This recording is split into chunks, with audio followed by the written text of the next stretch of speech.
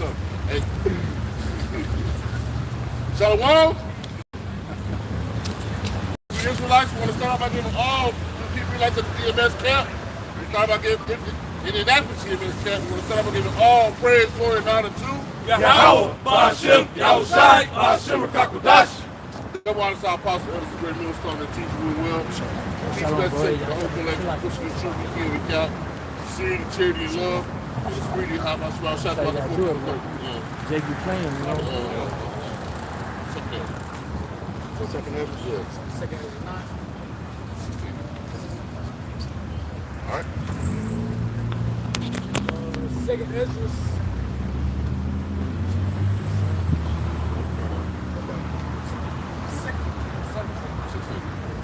Second Ezra 16 and verse 1. Woe be unto thee, Babylon and Asia. Woe be unto thee, Egypt and Syria. Okay. God says, woe be unto thee, Babylon, Asia. And woe means destruction. Babylon the Great, being America, okay? Asia, Egypt, and Syria, okay? Gird up yourselves with cloths of sack.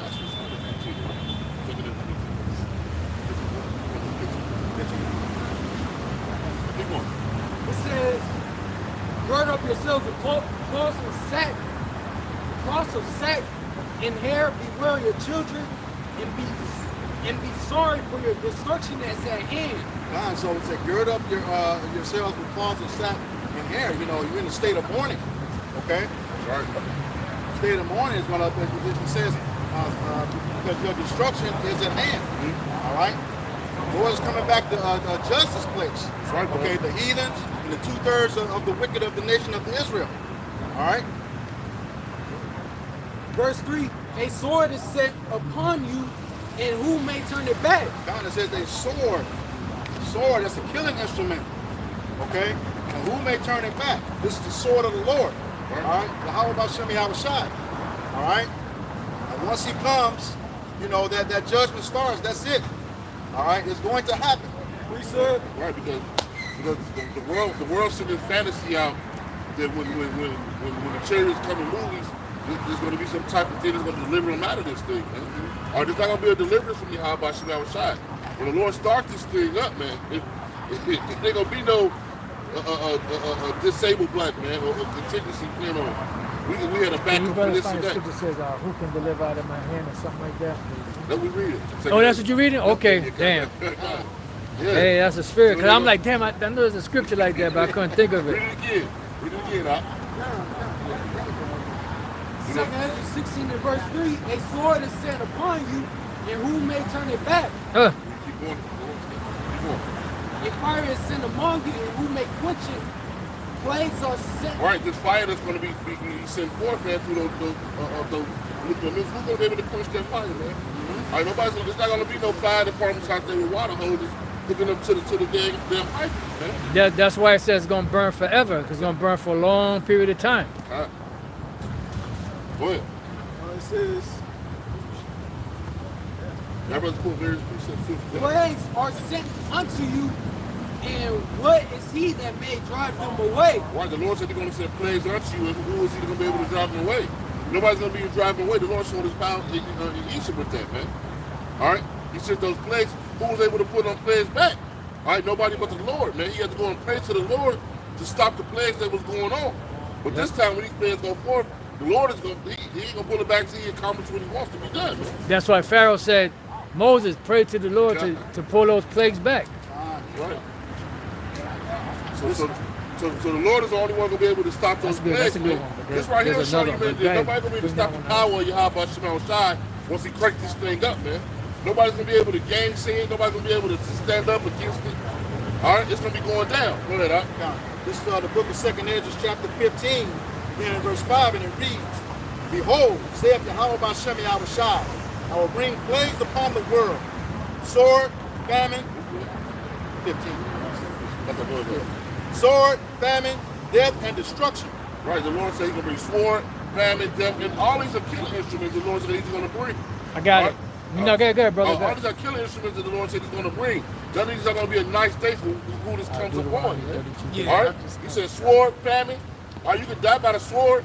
You could die from famine. And then he said death and destruction. All right? Somebody get also at the end, you're Isaiah. gonna die.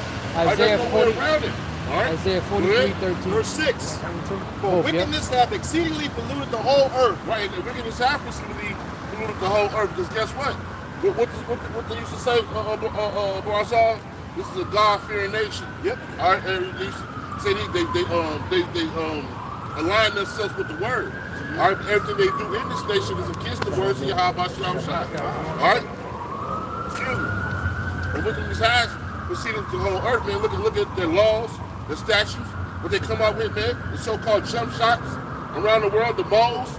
All right, they're everywhere running rapid and loose, man. All right, this is not a God-fearing nation, man. All right, everything they do is against the words of Yahweh Shalom Shai and against the scripture. But they say they're God-fearing nations. That's right. That's right. And their whole MO is to go against the words of Yahweh. I know when they used to have prayer in school. All right? You don't have to pray. You know, they took that out of the school. No. Yeah. Good, brother. Yeah. Okay. Back in verse 2 Corinthians 15, verse 5. It says, behold, verse 6. For wickedness hath exceedingly polluted the whole earth, and their hurtful works are fulfilled. They're doing their thing, man. All right, they got going down in the earth, man. All right, they got everybody following after them. All right, that's why they want to jump around the whole world and have war with everybody with their bullshit democracy. All right, because that democracy brings in those wicked laws, man. Verse 7. Therefore saith the Yahweh Yahweh Shai,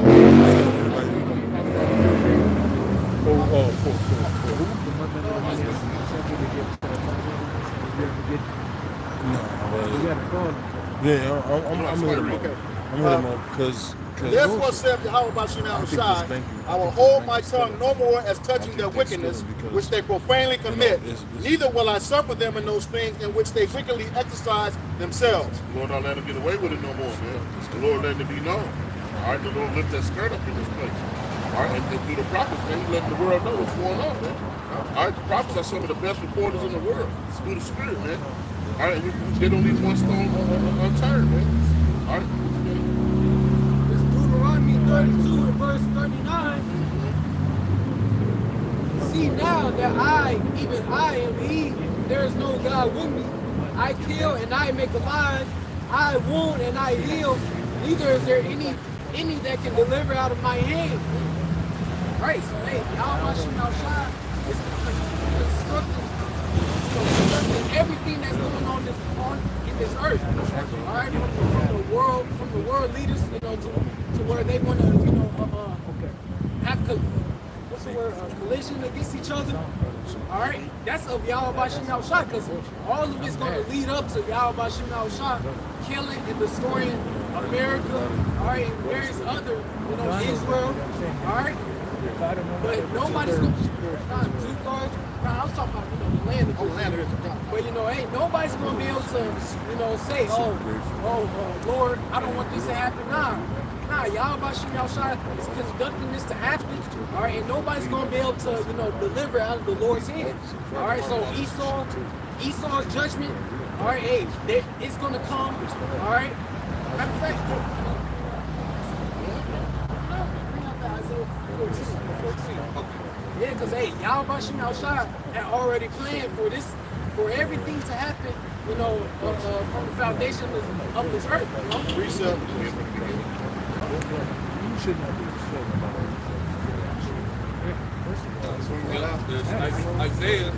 Isaiah chapter 14 and verse 27. It says, for the Lord Yahweh Shai of hosts hath proposed, and who shall disannul it? Right. So yeah, Yahweh Shai proposed that hey, America's gonna be destroyed. All right. That 2/3 of our people are gonna be destroyed. All right. That the nation of Israel is gonna have to go into slavery. You know, under the worst captivity ever, which is here in America. All right. But y'all. One thing for sure, you gotta know that the Lord is not a man that you shall lie. All right, the Lord said that these things were going to happen, and they came to pass. All right, and even in the prophecies that we're reading right now, in second Ezra, man, these things are going to come to pass. All Because the Lord ain't let us down yet. In touching what he said was going to happen, man. Go ahead, Doc. Isaiah chapter 14 and verse 27, it says, for the Lord Yahweh Bashim Yashai of hosts hath purpose, like, just purpose, hath purpose, or have purpose, and who shall dissemble it? And his hand is stretched out, and who shall turn it back? Alright, and his people, alright, basically anybody that's not a servant of Yahweh Shem Yahushua, he's against you, alright, and so therefore Yahweh Shem Yahushua is going to judge. He's going to bring a great judgment upon this earth, alright, and you're not going to be able to turn it back. You're not going to be able to turn back, you know, Jacob's trouble, the day of the Lord. You're not going to be able to turn none of that back, alright, because this is all declared, all right? This has all been declared from the beginning, you know? Precept. I got one too. No, but go ahead. Oh, this is the book of Isaiah, chapter 46, verse 10. And it reads, declaring the end from the beginning and from the ancient times of things that are not yet done, saying, my counsel shall stand, and I will do all my pleasure. See? Right. Matter of fact, did you read that? Get Psalms 33 and 13, I think it is. The counsel of the Lord. And this is just to go with the same subject, Job 10 and 7. Thou knowest that I am not wicked, and there is none that can deliver out of thine hand. I'm going to read it again for you. Thou knowest that I am not wicked, and there is none that can deliver out of thine hand. Yeah, nobody, you can't deliver. Hey, if Yahweh Shem Yahushua has it set for you to get judged, hey, you're going to get judged. Is that it? Ain't nothing to turn. All right, and therefore, is that it about the counsel of the Lord? White man, the whole nation's going to get judged. Or is it 11? Go Verse 11. Slavery, you know, and you're not going to be able to turn that back. All right, nothing physical you can do to stop it. You know. Yeah. No. What's that go? Resistance is futile. Yep. You know. Hey, Yeah, no, you got it. No, you made a point. You said if the Lord got it out for you to get judged, you're gonna get judged. Hey, the only thing to kind of appease that judgment is repentance. You know, and that's why the Lord hates pride, because pride separates from repentance.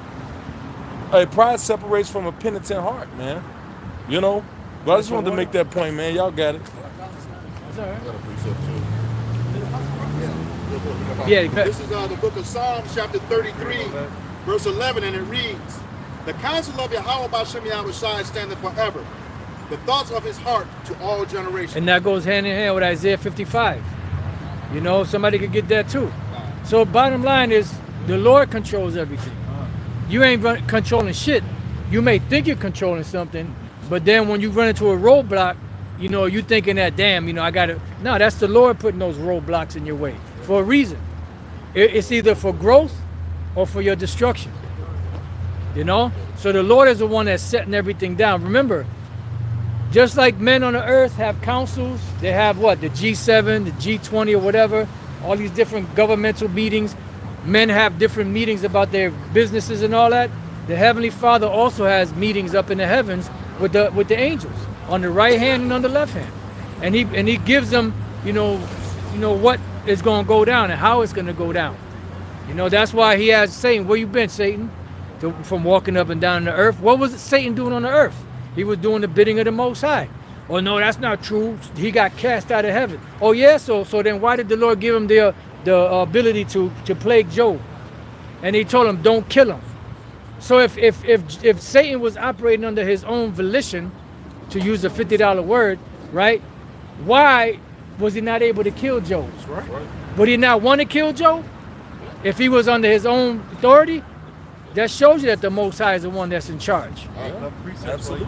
Bring it out. This is Proverbs 19 and 21. It says, there are many devices in a man's heart.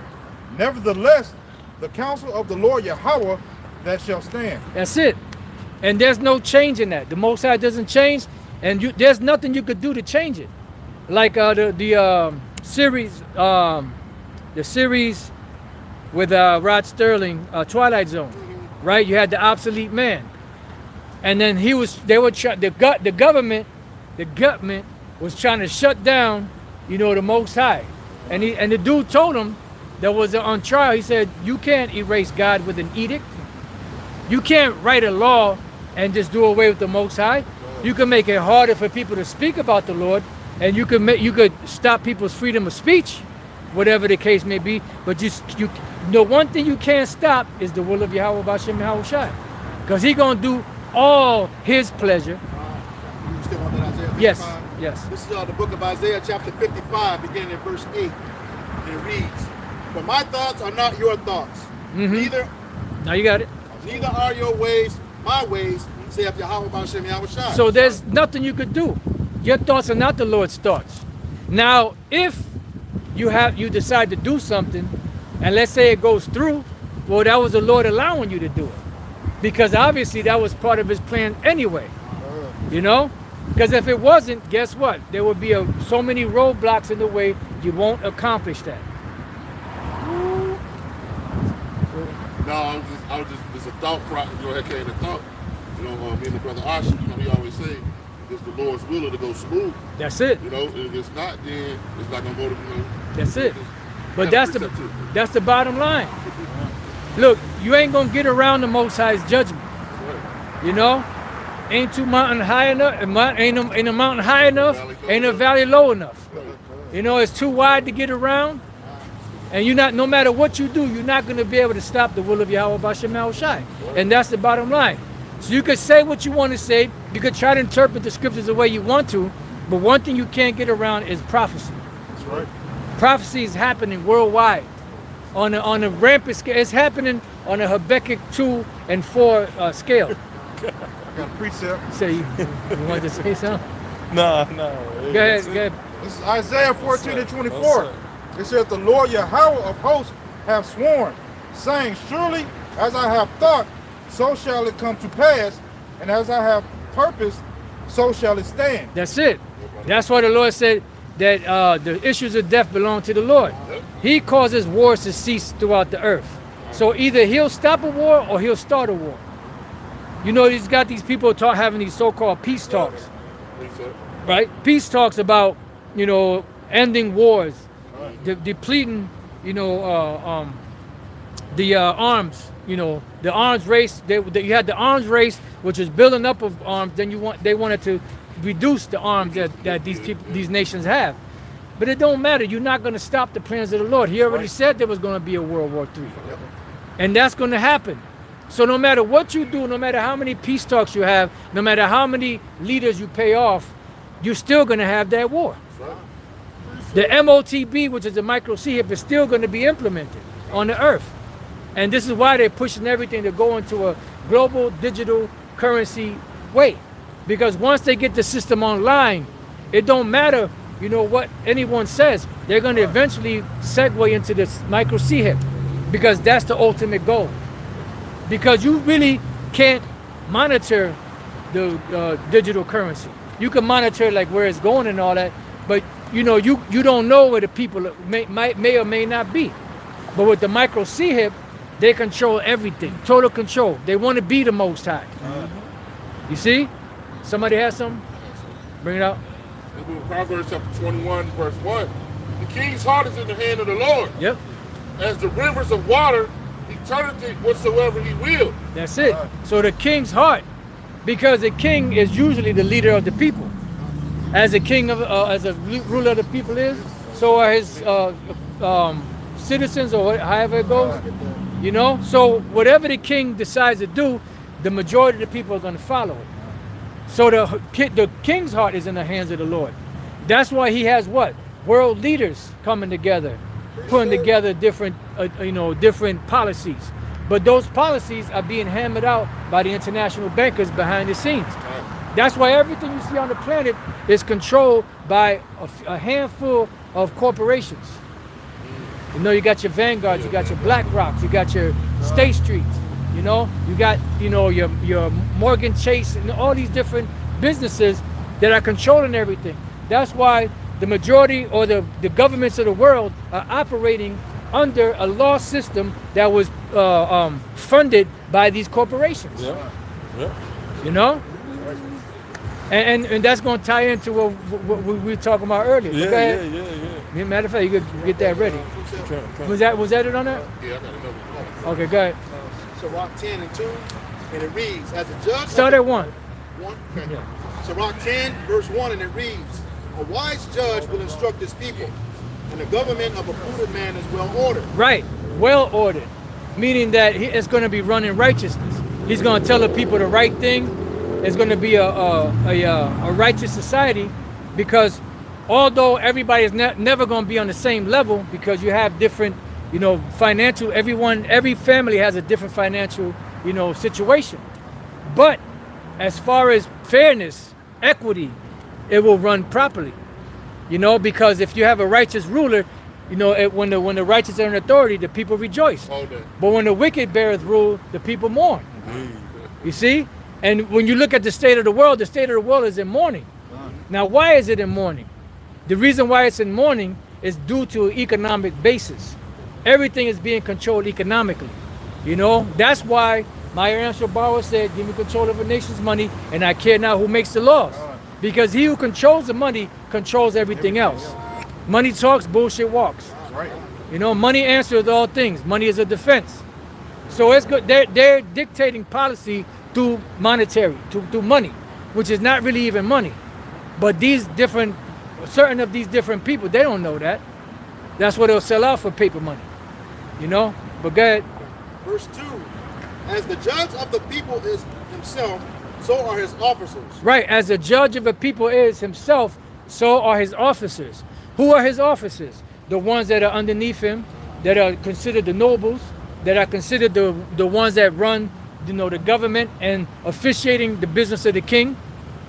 You see? Now the people that are ruling, the earth is given into the hand of the wicked. So you definitely know that them international bankers ain't righteous, because you could tell by the policies and the laws that are being passed around the world. And they're using America as the guinea pig, or America as the patsy, which they use America to catapult the New World Order around the world. That's why they call it the New World. You had the old world, you got the new world. Once the new world was set up and the so-called founding forefathers got in place, what happened? The Rothschilds sent Haim Solomon over to pay off the founding forefathers, to run his policies. See? Now some of them rebelled, and most of them played by the rules. That's why today, right, even going back to the 60s and even prior to that, the 1800s, if any president went against the grain of the international bankers, they would have him assassinated. Because they got a goal, they got a plan.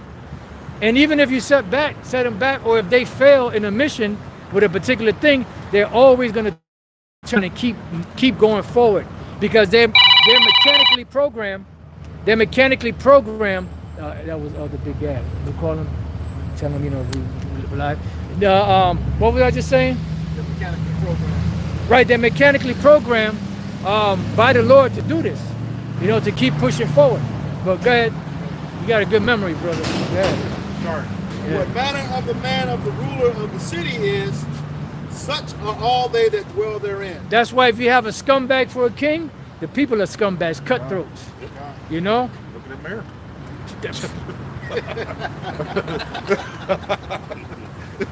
Well said. What else can I say? But it's true. Look at America. Now there was a Eustace Mullins, right? We were just listening to him on the way here, and we weren't listening to this. We were listening to the interview with Bobby Lee, the Mouth of the South, and there was another. I don't know if it was that same interview. He was speaking about Hoover, President Hoover, I believe it was, and he was kicked out of every business or whatever, or stock market out of England. And what did they do? They made him president of America, because that's the kind of individual they like, because they can control him, because they know he don't have scruples. All he wants is money. His greed is going to drive him. You see? So go ahead. So these are the people that they install into office. That's why you got a lot of people that make policies and write laws for America. A lot of them are small hats. Yeah.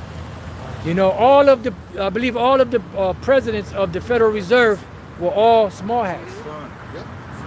But it's not a small hat conspiracy. When unbeknownst to certain individuals out there that have a little bit of knowledge, a lot of these individuals that have so-called American names or different other names, they change their names from a small hat name to those names to escape certain, persecution, because they were being, the finger was being pointed at them for being scumbags. They say that the new speaker of the House, he changed his name. See, look at that. Hey, the movie Lord of War with Nicolas Cage, right? They were a small hat family that changed their last name to, I think it was either Russian or one of those different Eastern European nations. They changed their name because a lot of them small hats changed their names to more American sounding names, or get away from that stigma. That's why they got rid of the Yiddish language. But it's still around, but they disassociated with that because they knew that went back to the Khazars, and now they're trying to say, well, no, these people don't go back to the Khazars. When even in their own encyclopedia, it said that modern Jewry goes back to Edom. That's out of their sources. You know? 1925 U.S. Encyclopedia. Yep, 1925. Page 5. Yep. That's it. Okay. Tell him I said shout out. All right. So, you know what? I was listening to Elder Pastor earlier, and he was bringing up about the World Bank. But before you go to the World Bank, yep, there we go. And then I was listening to the priest Yashalom from the New York camp, the English brother, and he did a video and he played a little clip of read the caption on that. It says Russia, the digital ruble CBDC will be available as early as 2025. Yeah. So the CBDC, the ruble, pretty much a digital ruble, is they're going to put it into effect and use it for to trade or whatever they're going to use it for in their economy by 2025, right? And Elder Pastor earlier, he spoke about the World Bank. Now the World Bank, it was created by America, and I believe, if I'm not mistaken, it was created, or it's an entity of the United Nations. But I believe I read somewhere where it said that they also operate like independently or privately. But I would have to go back because like I just briefly looked at a few things, so I got to go back again. I'm not an expert. I'm not an economic expert. I'm not an economic forecast teller. I'm just sharing some information I was reading earlier. But the World Bank, the reason why it was created because the to finance Western Europe, and the reason why this was after World War II. And the World Bank was actually created in 1944 under the Bretton Woods Agreement, which it was the World Bank, the IMF, which is International Monetary Fund, and what they did was they were set up to so-called help economically the Western European countries, and part of that was to help them rebuild their infrastructure too, not just their economy but their infrastructure, because there were a lot of bombs dropped, especially in London, England, and certain other parts of Europe. So they had to rebuild. Plus, their finances were depleted because of the war. So that's why it was created. But really, what it is just a entity that lends out money at high exorbitant rates, which they know that these smaller countries cannot afford to pay back, and they can't afford to get it from anybody else. So they'll agree to that. They'll get the money, and what happens when they can't pay back that loan? Somebody get Proverbs 22:7. Gotcha. Now they're trying to say that no, they'll just get a bad credit score, and it'll be harder for them to get, But eventually, somebody got to pay for that. They borrowed the money. Somebody got to pay for it. And if you can't pay for it, when you take out a loan, what happens? You have to have collateral. What's the collateral? The land, the resources, the people. That's the same thing that the IMF is doing, the International Monetary Fund. You see? So, and somebody get Micah 2:1. I got it. Yep. This is Proverbs 22:7. It said, "The rich ruleth over the poor, and the borrower is servant to the lender. The rich ruleth over the poor, and the borrower is servant to the lender. Now go to the word borrower. And somebody also hold Isaiah 14:4. Who got the Micah 2? Yeah, bring that. And do you have it in the blue letter? Because I want to look up a couple of I want to look up a couple of words. What you got, bro? Isaiah 29. Isaiah 29? 29 and 15. All right, bring that out. This is the book of Isaiah, chapter 29 and verse 15. It says, "Woe unto them that seek deep to hide their counsel from the Lord Yahweh Bashim Al Shai, Go ahead. and their works are in the dark." Yeah, because a lot of the stuff that they do in the dark. You know, and that's why they set up the Space Force to try to fight against Yahweh Shai. But that's going to something else, Lord. We'll get to it. But go ahead. It says, and they say, "Who seeth us and who knoweth us?" Right. They don't think, because they have this in hiding. It's a secret among themselves. They don't think the Heavenly Father sees them. Because they're foolish. The fool has said in his heart, there is no God. Was that it on that? All right. So go ahead. Okay, this is book of Micah chapter 2 verse 1 in the blue letter. It's titled "Woe to the Oppressors." There you go. The oppressors. Now you got to understand, an oppressor is someone that's beating you, that got you in captivity, that controls your every move. No, he's a tyrant, but it also goes into the economy, oppresses someone economically, and that's how this devil has oppressed the world economically. So go ahead. And it reads, "Woe to them that devise iniquity and work evil upon their beds. When the morning is light, they practice it, because it is in the power of their hand." It is in the power of their hand. Now, there was something I was looking up, trying to remember if there was something there.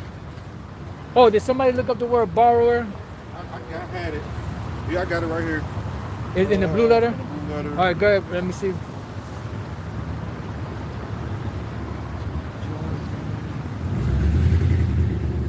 All right, so just start at the top right there. To be It says joined. Borrow in the blue. It says to join, to be joined. Right. Join how? Borrower, you're borrowing. Now you're joined through the interest rates, the usury, to the lender. And the lender is now a lord over you. And now when you can't pay him, just like in Egypt, you're going to have to sell your land, you're going to have to sell your cattle, you're going to have to sell your business, and eventually you're going to have to give up yourself as a slave. And that's what the whole digital system, or the MOTB, is all about. The microchip is about making the whole entire planet slaves. Go ahead. It says to be joined, to be joined, attend, to join oneself to be joined unto, to borrow, lend, to borrow, to cause to borrow, lend to. Right. So the one that's borrowing becomes a slave to the one that's lending, because it's a never-ending cycle. And pretty much you have to understand is the way that the money system is created in America and pretty much around the world, because from 1944 to present, even though some nations are getting out of it, the dollar is a world reserve currency. So when you take that world reserve currency, which is printed out of nothing, has nothing to really back it, and what that creates is an empty vacuum of interest and debt. So here it is, you're in serious debt, and then you either take out a loan or get other credit cards, and you're constantly chasing the debt with a debt. So you're never paying that debt off, because you're constantly chasing the debt with a debt. And what's happening is that small debt you may have had now becomes a large debt because of the constant interest that keeps being compounded on top of that. So you'll never get out of that. So that's how you join, and that's how you become a servant to the lender. That's what happened in Egypt. They came, they spent all their money, then they gave all their cattle. Then when they couldn't they had nothing else to give, they had to give up their land and themselves as servants. And that is a blueprint for today. And you don't think these devils know about that? Of course it. Moses Amschel Bauer, the father of Amschel Bauer, he was a rabbi. So they know the law. They know what the law says about debt, and a man being a perpetual servant to his master. That's why they would take the awl, drive it through his ear, and that would be what? A symbol that he was this person's servant for life. That's what the MOTB is all about. And there's no coincidence that when you look at the word, I think it's the word charagma, if I'm not mistaken, it says the badge of the Antichrist, which is no such thing as one Antichrist, but a badge is what? It's a symbol, you know, or a branding. You see, and that's what the MOTB is, the microcia. It's a branding to show, well, this particular individual belongs to this particular slave owner. You see, so it's pretty much it's a tangible thing to show ownership, and that's why you become a servant, and that's why they wanted to get that last central banking under the guise of being a Federal Reserve or being a federal government thing, which is not, because the government itself, they have the ability to print money, and the only money that's supposed to be printed is coins, either gold or silver. You know, that's why they wanted that in place, because they knew if they can get that in place and get the people in debt, now they could have slaves forever. And they weren't worried about people paying, you know, because they were making the money out of nothing. What they wanted was to get the people on the hook. Now they got them on the hook. Now when they shut the system down and open up the new system, well, if you want to get rid of that debt, you got to take this device, and then you'll be clear of that debt, and then you'll be in the new system. You'll be able to function and operate. But, you know, the average person is not going to know not to take it, because all they're thinking about is clearing their debt and being able to function, to provide for themselves and their families. And that's why the scripture said that they shall deceive the world into taking that. Through America, through EU, and through the Roman Catholic Church. That's the book of Revelation 16. All right? Somebody got something? Was that? Did you? Micah 2. Go to the word hand. I know it's yad, but I don't think I looked that up. Hand. I know that the word power there goes back to the word Allah, or Allah, which is God. They have the power. Why? Because the Most High gave the earth into the hand of the wicked. You know, and they control everything. You have some? I'm not gonna say that, just like with the Medicis, they started. There you go. Medicis was a great example of that. Yeah. When they opened up their bank, they controlled most of Europe, even to the point where some of their family members ended up becoming popes. So they ended up controlling a lot of through the money they control the political scene. Yep. You know? And that's what they call simony. Does anybody know what simony is? Controlled by the I mean, it's not. I mean, there's something biblical, but it's something that the Roman Catholic Church made up, that they grabbed out of the scriptures. It's not really biblical. I mean, I'll explain it. Okay. Simony goes back to Simon, the sorcerer, that wanted to buy the Holy Spirit, the power of the Holy Spirit from the apostles, and they told you your money perish with you. So whenever a person, a clergy, or a pope or whatever, buys their way into those positions, that's called simony. You know? So read it. The definition of simony: buying or selling of something spiritual or closely connected with the spiritual. Right. So they're buying their way into those positions, you know? And once Esau took over, you know, all bets are off. Yeah, that's why Moses, the father of the Rothschilds, he told them, look, hey, I want y'all each to open up a. That was Amshel. So like an Amshel. I thought I was gonna say Amshel. Yeah. Well, his name is Maya Amshel Bauer. His son is Amshel Bauer. Yeah. So, forget the other name. Yeah, he told his sons, look, I want all of you to get it. I want all of you to go through all parts of the world and open up banks, so you can control the money system. And he said no brother should be failing while one brother is doing good. That's it. You know. So they started, because they had to operate as a unit. If one failed, they all failed. So that's why they had to keep each other afloat. But you got it. No, but. Got a little bit on it. But you know, if you control the money system, you control who buys into certain positions. So that gives you the ultimate power to decide the fate of the world. And who the hell you think you're gonna put in position? You know, someone that's gonna destroy what you built, or somebody that's gonna help you continue to build what you've been building. That's a no-brainer, right? But wait, though, Sorry. I said Moses. how those, No, yeah. Right, died, right. they were forming the Federal Reserve. Was that? 1912, how they died on that ship. Yeah, Titanic. Yep. Because you had certain ones that opposed the bill.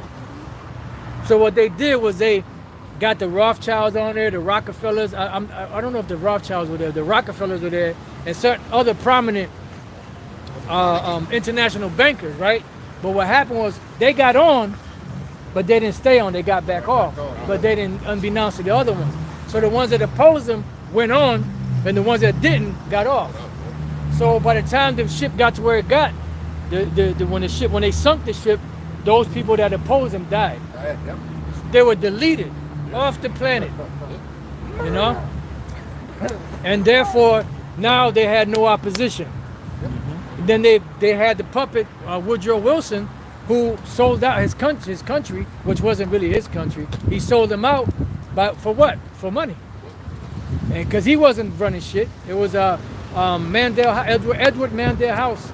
Edward Mandel House, that was his advisor. He's the one that was really running things behind the scene under the orders of the Rothschild. You know, and they got him to pass that. And when did he pass it? December 23rd of 1913, right? I believe it was 1913.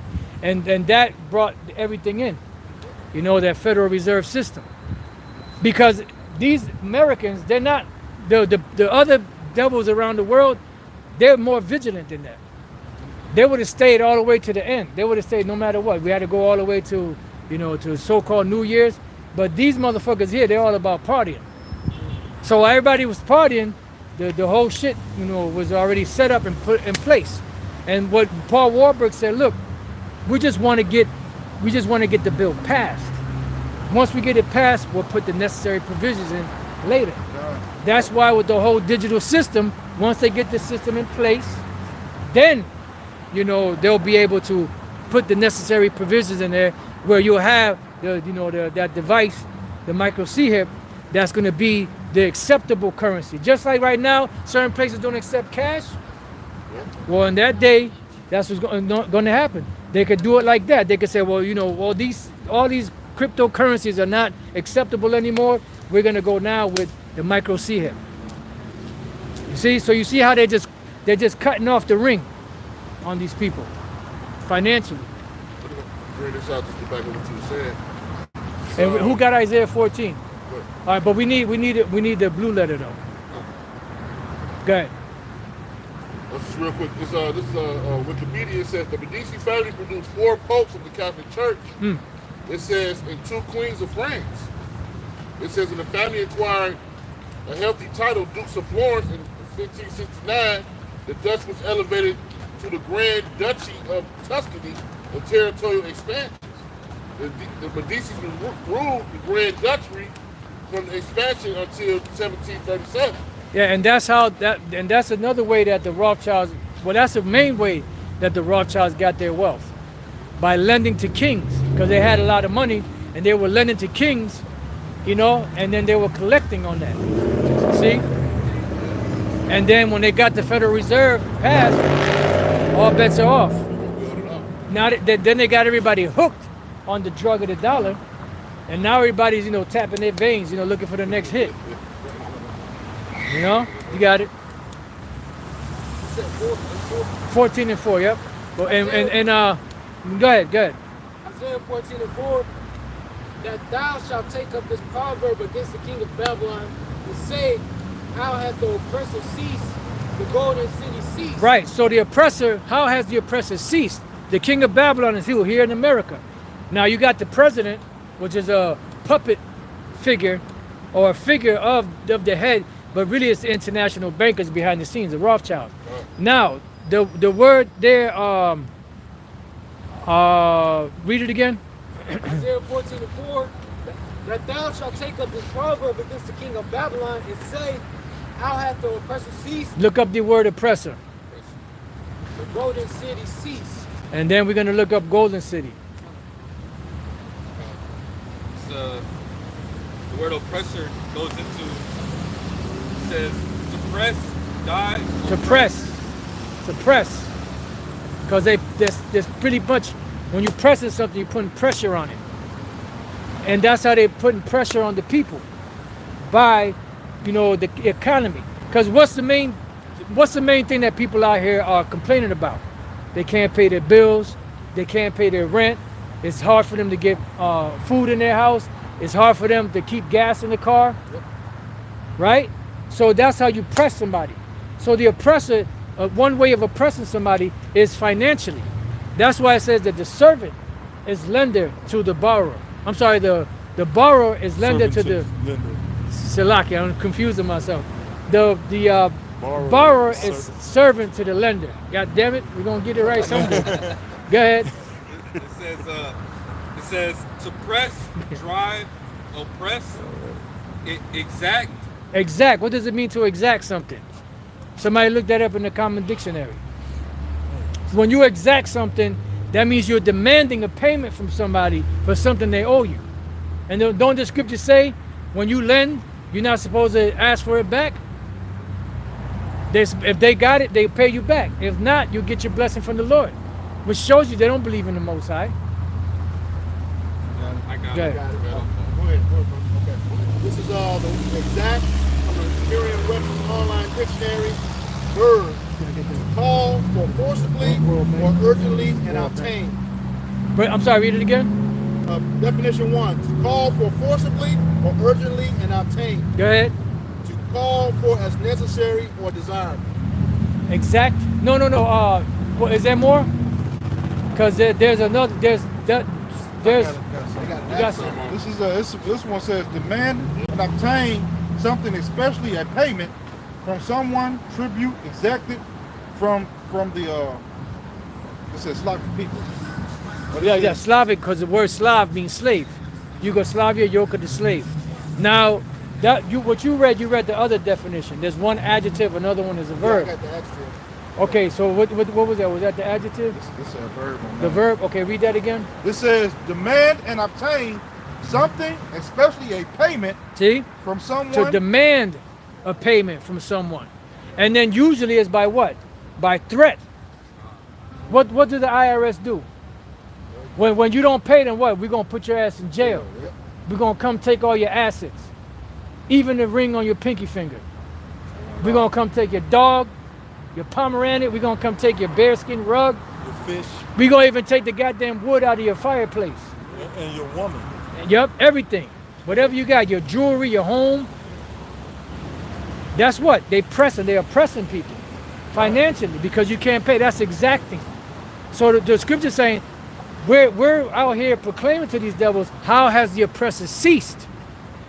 Because the Lord is breaking you down. That's why these nations like Russia and China and them are opting out of the dollar. Because now they're saying, you know what? We've come to the conclusion that the actual problem is not us. We're doing the right thing, but it's this goddamn currency. There's this money system that we're using that's causing us to be further and further in debt.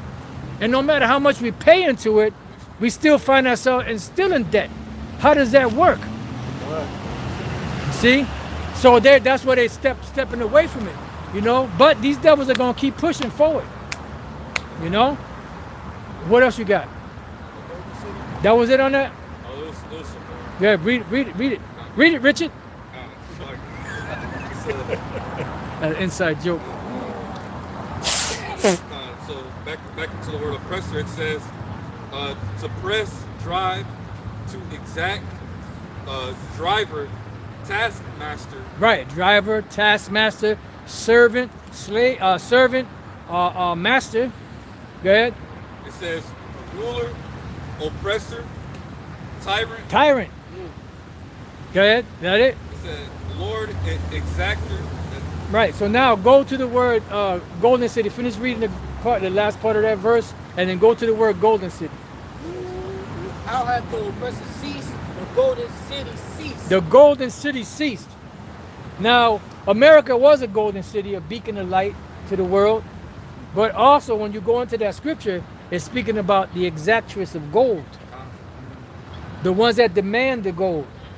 You see? So, at one time, America was getting like cheese and wine and different goods, tangible goods from these different nations, and giving them paper dollars on the promise to pay silver for those dollars. But what happened? When it came time, because France was the first one, when it came time for them to actually ask for their silver back, that's when Nixon in 1971, I believe it is, put a kibosh on that. In the interest of the economy of America or something along those lines. So what happened? They stopped that. So now here it is, France is stuck with vaults full of dollar bills, right? That they gave, worthless dollar bills that they gave wine and cheese to America, and now they're stuck with nothing. See? So the golden city, so read that, the golden city. Red bastard. Read the Hebrew.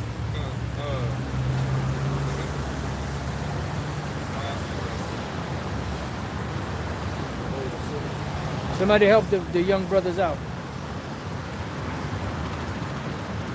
You're gonna have to remedy that.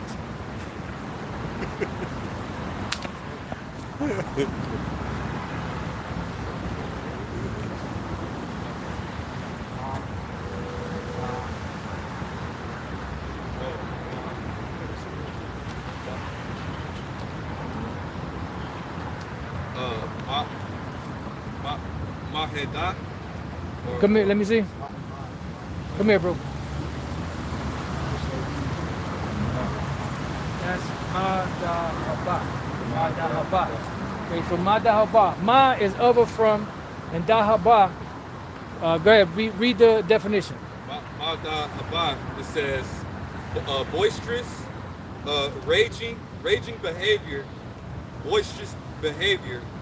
It says golden city, exactness of gold. Exactness of gold, demanders of gold. See, and that's why they put people in. Now we're gonna get to the World Bank. That's why they put people in debt, because debt. When you are in debt, you have to pay with collateral, and collateral has to be something of substance. Now, let's say they lend you, $100,000. They say we want some collateral. So, well, you know what? I got some empty notebooks here, just paper. I'm gonna put this as collateral. Now you can't do that. Why not? It's worth about the same as your shit. Your shit is you printing these dollar bills. What the penny on the note? Mm-hmm. So why can't I pay you? I paid $7 for this notepad. I should be able to use this, and if it's even exchange, right? Mm-hmm. But they don't want that. They want tangible goods. They want land. They want homes. Mm-hmm. They want, cars. Equity. Equity. Thank you. Mm-hmm. They want gold, silver, jewelry, anything that has substance. And eventually, if you don't have any of those, they take you. Is there more? That's it. All right. So now let's read some of that, Dimash. This is it says from Wikipedia, the World Bank. It says the World Bank is an international financial institution that provides loans and grants to governments of low and middle income countries for the purpose of pursuing capital projects. It says the World Bank is the collective name of the International Bank for Reconstruction and Development, IBRD. It says, and International Development Association, IDA. It says 2 of the 5 international organizations owned by the World Bank Group. It established along with International Monetary Fund. Yep, the IMF. The International Monetary Fund in 1944 Bretton Woods Conference. Right, and that's where they made the U.S. dollar the world reserve currency. That was a meeting that took place, I believe that was in New Hampshire back in 1944. And that's what made the U.S. dollar the world reserve currency of the world. That's why the world is trading in the U.S. dollar. Now scroll down and jump down to where it says history. And read some of that. It says history, 20th century. It says the World Bank is created at 1944 at the 1944 Bretton Woods Conference, along with the International Monetary Fund (IMF). The president of the World Bank is traditionally an American. It says the World Bank and the IMF are both based in Washington, D.C., and work closely with each other. Yeah. And then guess what? America and Britain pretty much call the shots, but America is a top shot caller. Go ahead. It says, although many countries were represented at the Bretton Woods Conference, the United States and the United Kingdoms What? were the most powerful in attendance and dominated the negotiations. Because America came out of England, which came out of all seven. Yep. And matter of fact, before we read on, somebody get Revelation 17 and 18. Chapter 17, verse 18. Uh-oh. And then we're going to read that and come back, and then we're going to get the other one. Now that's a 5. That's a 5. Yeah. Who got it? Come on, come on. Let's go. Stop stalling. Book of Revelation, chapter 17, and verse 18. It says, "And the woman which thou sawest is that great city, which reigneth over the kings of the earth." So, and come on now. Is that that talking about China? Is that talking about Morocco? You know, Africa, Egypt? Nope. Is that talking about the land of Israel? Is that talking about Europe, Russia, Japan? No. Who's running the world? America. That's why the language of aviation is what? English. They're running things. When it comes down to policy making in the NATO, America's voice stands the loudest, speaks the loudest. You know, the EU, same thing with the EU, same thing with the World Bank. It's not a coincidence that every time you turn around, the mouthpiece, get somebody get that, Daniel 7. The mouthpiece is what? America. The scripture in Daniel where it says the mouth speaking great things. You know, the mouthpiece is who? America. It's not a coincidence. You see? But the average person ain't gonna see that because it's not given to them. You got it, bro? Yeah, this is book of Daniel, chapter 7, verse 25. And it reads, "And he shall speak great words against the Most High, Right, he shall speak great words against the Most High. Go ahead. and shall wear out the saints of the Most High, and think to change times and laws. And they shall be given into his hand until a time and times and the dividing of time." Now there's another part. What verse was that? 25. There was another verse, I think, up above that where it speaks about a mouth speaking great things. I'm not sure if that's Revelation 13 or it could be Daniel 7. Somebody type in great things. What's that? I think it's Revelation 13. If you got it, bring it out. Revelations 13 and 15, and he had power to give life unto the image of the beast. What's the image of the beast? Right. What system though? Put a name to it. Ancient Roman system. There you go. Say it louder, brother. The ancient Roman system. The ancient Roman system. That's it. That's the image. Go ahead. Ain't it picture of Caesar though? You sure? I mean, that's what I heard. I heard another group say that. Y'all sure that ain't the thing? All right, let's go. That the image of the beast should both speak and cause that. Of the beast should both speak and cause that. As many as would not worship the image of the beast shall be killed. Right, because they're gonna be canceled out. That was the end of the verse. Let me see. Somebody type in great words. I'm speaking great things. Great things. Daniel 7 and 8. Okay, you got it? Okay, bring it out. Okay. It's book of Daniel, chapter 7, verse 8. Because Daniel 7, it starts at 7. That's the Roman Empire, which transfers into the American Empire. Because America's none but the revival of the ancient Roman Empire. So read that 8th verse. It says, "I considered the horns, and behold, there came up among them another little horn, before whom there were three." Who's that little horn? America. Okay, which among who? What? There were what? America, Babylon. No, no, but what? Among? Oh, it says, "I considered the horns, and there came up among them another little horn, before whom there were 3 of the first horns plucked up by the roots. Who's those 3? Because if the horn is speaking about America, who's the 3? It was Britain, Yep, that's 1. Spain, that's 2. What did you say? I think you said it. I said France. Yeah, 3. That's it. Say it again. There was Britain, France, and Spain. There you go. And those are the 3 horns that were here that America rooted out to establish themselves. Okay, that's why you have French-sounding names in America. You have Spanish-sounding names in America. You have English-sounding names in America.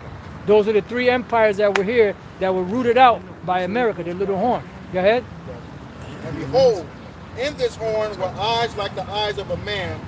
Right, and that represents what? Represents knowledge, wisdom, understanding. Go ahead.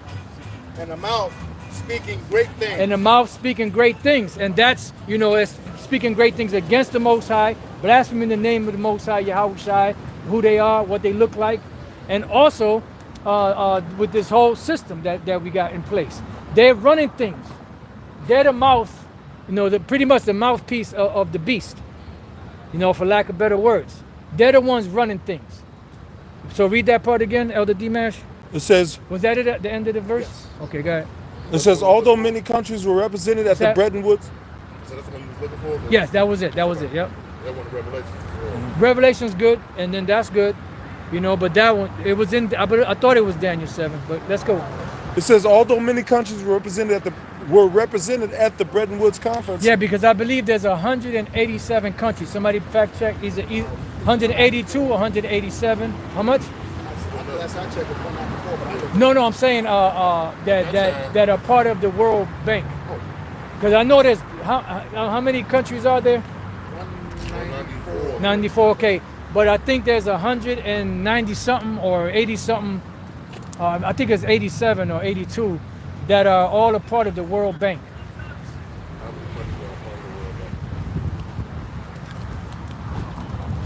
189. All right, 189. So let's go. It So says, out of all 189 countries, America is running shit. Yep. With England being a close second. Now why is England a close second? Which really, they're really above America. Because you have the Rothschilds there. They're the ones that's running things behind the scenes. Right. That's where you have the city-state of London. City-state of London, you have the Vatican City, which is 2, and then you have Washington, D.C., which is 3. Those are the 3 city-states. District of Columbia. The district, yeah, Yeah. So go ahead. Go ahead, D-Man. It says, although many countries were represented at the Bretton Woods Conference, the United States and the United Kingdom were the most powerful in attendance and dominated the negotiations. Go ahead. It says the intent behind the founding of the World Bank was to provide temporary loans to low-income countries that could not obtain loans commercially. Right, so they couldn't get loans from anybody else. So here comes the World Bank, steps in. Oh, we got your back. Don't worry about it. Right. But, it ain't free money. It's collateral. Yep. You got to have collateral. And and they know that this country and that country, they have land, they have resources, they have people. So they say, okay, over here, this country, if they default on their payment, there goes the lithium. Over here, there goes the poppy. Over here, there goes the this, there goes the that. So they already know. They got it mapped out. So when they default on the loan, oh, don't worry about it. Just give us your goods. It's just like with Iran, their collateral was their oil. Yep. And what happened? Eventually that contract or that agreement just ran out, and wait. Saudi Arabia. So was that Saudi Arabia? Saudi Arabia, yep. It was Saudi Arabia. That contract just ran out, and Saudi Arabia said they wasn't going to renew that contract because it was a slave ass contract. Yep. Saudi Arabia was on that Prince shit. Yep. Slave. Yep. The artist formerly known as Prince. The country formerly known as Saudi Arabia. You got it, Elder D-Man. It says the intention behind the founding of the World Bank was to provide temporary loans to low-income countries that could not obtain the loans commercially. It says the bank may also make loans and demand policy reforms for recipients. Right, because you take the money, you gotta abide by the rules of the contract. Everything's on the contract. You can't say no, I didn't do it. I got your president's or your leader's signature on here, and the signature is what cemented the deal. Yeah. They never signed it, they wouldn't be held liable for it. But they signed it, so they signed the contract, big boy. So now they got to pay. Yeah. So they said to the year of 2020 or whatever, hey, you only can trade in oil with U.S. dollars. Somebody look that up. When was the contract with Saudi Arabia up? Was it with America? Yep. So you got Elder Dean. Keep on. Come. You could keep on. It says. speaking. It says. You had another point to make? No, that was it. It says in its early years, the bank made a slow start for two reasons. It was underfunded, and there were leadership struggles between the U.S. executive director and the president of the organization. When the Marshall Plan went into effect in 1947, the Marshall Plan, which I'm sorry, not the World Bank, but the Marshall Plan, that's when that was established to help rebuild the economy of Western Europe. Not the World Bank. That was part of it, but the Marshall Plan, that's what was used to help rebuild the economy and also the infrastructure of Europe, Western Europe. Why? Because they had been bombarded, by those the bombs and all that were dropping down, especially in London. So that place was a war zone, And this devil, Winston Churchill, was underground in a bunker, and he was drinking two gallons of whiskey a day. And Eustace Mullins was telling the story. He said he lived till he was 93. He said this guy was pickled. He was pickled with liquor. All his organs was pickled. That's why he was preserved. That's why he lived to 93. Yeah, shit. Now Jake drink. When they in their 40s, 50s, they drop dead from all different. This devil, he was drinking 2 gallons of whiskey a day, and he lived to fucking 93 years old. Ain't that about a bitch? Yeah. Right. That show you that everything you you have a goddamn drink to kill us. Yeah, to kill you. Yeah. Go ahead. It says, well, Saudi Arabia made an informal agreement in 1974 to trade oil in the U.S. dollar. Woo. A secret deal revealed by Bloomberg in May 2016. It says in exchange for agreement to invest billions of dollars in earnings from the oil sales into the U.S. Treasury bonds. Saudi Arabia received large amounts of U.S. military and aid equipment. It says U.S. oil was an unofficial agreement between the two countries that allowed the dollar to become standard international oil reserve currency, placing the U.S. in an extremely powerful position. That's where you had the petrodollar. Go ahead. Placing it has became a standard international on reserve currency, placing the U.S. in an extremely powerful position as nations continue to rely more and more on oil in the decades following the deal. Even though it was a non-formal agreement requiring Saudi Arabia to sell willingness to sell oil and other currencies, in practice it still sell exclusively in dollars. Right, because the thing is, they could sell to other countries, but those countries had to trade in dollars. So they would have to take their currency, buy the US dollar to buy oil from Saudi Arabia. You see? So they're losing money because they're having to convert their money, and at one time the US dollar was very strong because of that position. So they had to, pay a lot more in their currency to get the oil because they had to pay for it in US dollars. And that's what made the dollar so strong. The need of these nations to get that oil. They will have to trade for it in the U.S. dollar. See, so that kept the dollar on high. But now nations are pulling out, and that's why they got to keep printing and printing and printing and printing and printing to keep that false facade of being propped up. They got to keep that stiff upper lip, even though the ship is sinking. What's that, bro? Oh. I guess that was the main point. Yeah, that was it on that. That was we could keep going, but it's. No, I mean, we got the main points. Mm-hmm. So let's get Micah 6 and 9. It's Book of repetitive. Micah, chapter 6, verse 9. The Lord's voice cried unto the city, and the man of wisdom shall see thy name. Hear ye the rod, and who hath appointed it? Good, keep going.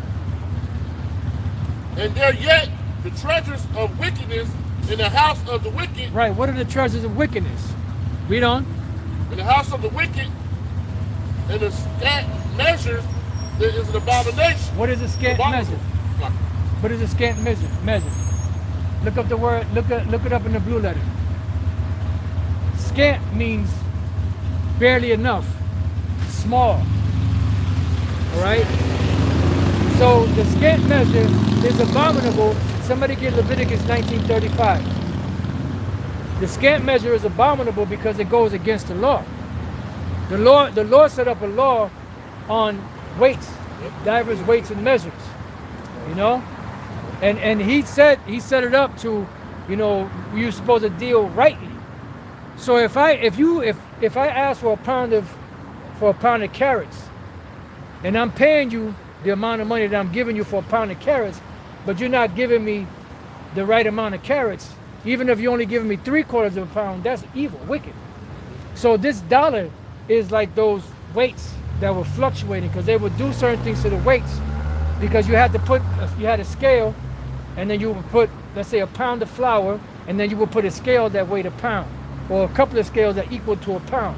But then you would tweak those scales to where the scale would weigh less, or whatever or more, and then you're getting less of the product, but it's looking like, nope, you're getting a pound. Look, it says a pound, but really you're getting like 3/4 of a pound. You know, you're getting gypped. So that's what the dollar is like now. It's a scant measure because it's not really worth anything. You know? You got some? Leviticus 19, Good, bring it out. 35. And then we're going to go back to Micah. Okay. This is the book of Leviticus 19, verse 35, and it reads, Ye shall do no unrighteousness in judgment, in meat yard, and weight on measure. Right, because you were supposed to deal justly. Go ahead. It says, just balances, just weights, a just ephah, and just end shall ye have. Right, because those were all ancient measurements. You had the omer, you had the hin, you had the different measurements of Israel. But today you got what? The dollar. What is dollar money? No, sir. What is dollar? What's the term dollar? No, well, the dollar is weight. Like if I go to the store, right, and I ask the clerk there or whoever, give me a pound. Mm-hmm. What they gonna ask me? A pound of what? So a dollar is the same thing as a measurement. So what is it a dollar of? It should be a dollar of silver or gold. Because in the Constitution it says that only gold or silver coins are to be minted. Mm-hmm. You're not supposed to print any dollars. You're supposed to print coins, gold or silver, and the American government has the ability to do that. But here it is, these devils of Rothschilds installed, you know, and other banking families installed the Federal Reserve System, which now the Federal Reserve System is the one doing the printing, and the American government has to buy it from them when they have the ability to print their own. Yeah. So a dollar is not substance, it's just a measurement. See? Yeah, they're debt slavers. You know, like you know, these currencies, the currency is not a sufficient. It's not spendable in all countries. It's not real currency. If you can't spend, if I can't go to any other countries, Blue letter, scant. Oh, I got it. Go ahead, brother. Go ahead. mhm, if I can't go to any other country and say, look, I want to spend this money here, and you can't do that in other countries. You have to get the money converted to another currency, according to what? It's economical viability. You know, you gotta spend according to how much it's worth economically. Yep. You know. So but silver and gold is transferable in all countries. Right. You know, gold and silver never loses value. Mm-hmm. It costs the same no matter where you go on the planet. It's never devalued. There's no inflation. See, I got it. This is a scan in the blue letter. It says leanness, scantness, wasting.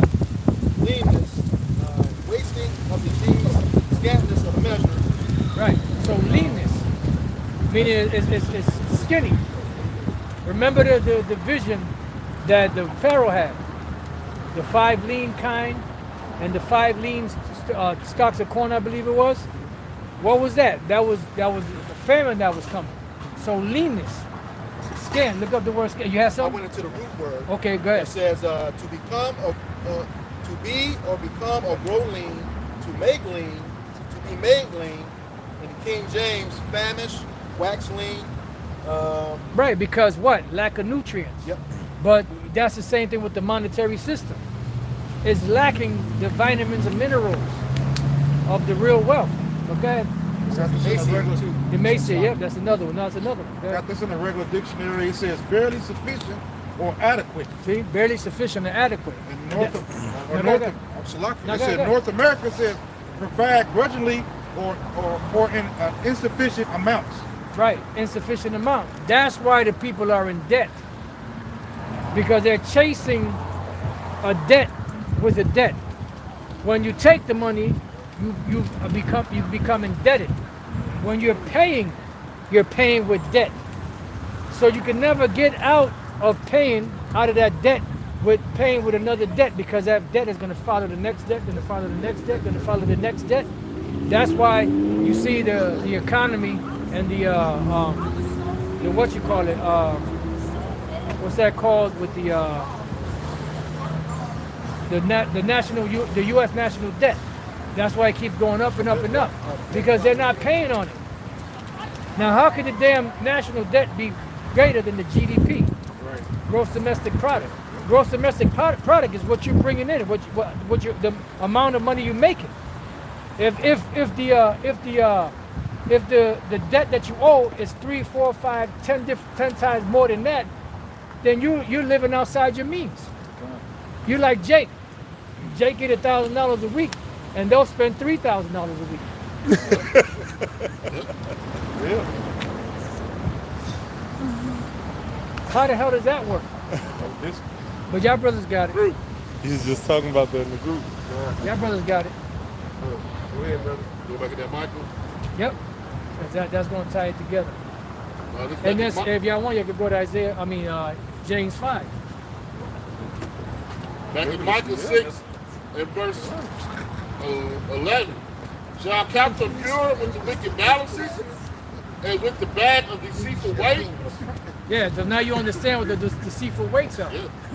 Y'all got it. So this is possible to those deceitful weights is these so-called American dollar, because it really pretty much has no value. All right. It says, for the rich man thereof are full of violence, and the inhabitants thereof have spoken lies, and their tongue is deceitful in their mouth. Right, so now go back to Micah 2 and then read the second verse. So read that verse again. It says, for the rich, this is Micah 6 and 12. For the rich man thereof are full of violence, and the inhabitants. Why are they full of violence? Because they got the people in debt. People can't pay their debt. What happens? They come in and take your stuff, and they ain't coming to do it kindly. When they come to evict you, they don't come to do it kindly. They snatching your ass up. Yep. Right? If you owe the IRS, you going to jail. They're gonna grab your ass up. They're gonna kick down your door. They're gonna wave that, whatever they got. They're gonna chain you up and haul you off. Because when they cuff you, they stuff you. Inside joke. Yeah, you gonna say something? I say, they garnish your wages. That's it. Take half your wages from you. Can't live off nothing. Nope. Seize your bank account, lock that up. Freeze your bank account. That's where you have liens on homes, liens on your car. Like if you bought a car straight up, you pay for it, you own it. You might have a company or a corporation that has a lien on your car. So that means if you try to sell it, The title has a lien on it. So you first got to pay that person to get the lien off of your off of that deed or whatever the case is in order to sell it. In order for it to really be yours. It's a wicked ass society, man. It says back in Micah 6:12, for the rich men thereof are full of violence, and the inhabitants thereof have spoken lies, and their tongues are deceitful in their own mouth. Now Micah 2:2. The book of Micah, chapter 2, verse 2, and it reads, Now this explains the violence. and they covet fields and take them by violence. Boom. Why? Because you owe the servant, the borrower is lender to the, Servant to the lender. The borrower is servant to the lender. When you don't have to pay, they're coming in there and taking it. If you try to resist, they send the military in there. Right. And that's it. You want to play, you got to pay. You can't pay, fuck you, owe me, you owe me. Fuck you, pay me. Fuck you, pay. I was just thinking that's good. Good. And they covet fields and take them by violence, and houses and take them away. So they oppress a man and his house, even a man and his heritage. That's what the IMF is about. That's what the World Bank is about. That's what all these different American, entities that are supposed to be these benevolent philanthropists going around the world helping people. That's what it's all about. Because they're not really about helping the people. They're really about helping themselves. Because remember Habakkuk 2, somebody get that, Habakkuk 2:5. They're greedy, they can never, and then the thing is, I can understand if you was starving. I can understand if you were just barely scraping by yourself, but these devils got everything. They got more than heart could wish. Yeah. They have more money than they know what to do with. So why do they want more? Because the Lord got a spirit on them demons the Lord got an insatiable, greedy spirit on these international bankers. But y'all got it. Bring it out. No, I didn't have any more. There's Habakkuk chapter 2 and verse 5. It says, yea, also because he transgresseth by wine. Y'all brothers could break it down. It says, he is a proud man, neither keepeth at home, who enlargeth his desire. That's why you have the World Bank, the IMF going around the world. Neither keep it at home. That's it. Psalm 73 says what? Somebody get that in Psalm 73, where it speaks about they go about the earth, their tongue walking throughout the earth, or something like that. Where it speaks about the earth, something like that. I'm not sure the exact verse. Mm-hmm. It's got to be like around maybe 5, 6, 7, around there. Not trouble like other man. Not that one, the one. You got to bring it out. Psalm 73 and verse 7, their eyes stand out with fatness. Boom. Go They ahead. have more than their heart could wish. Go ahead. They are corrupt and speak wickedly concerning oppression. Concerning oppression, meaning tyrants, exactors, oppressing the people economically. Go ahead. They speak lawfully.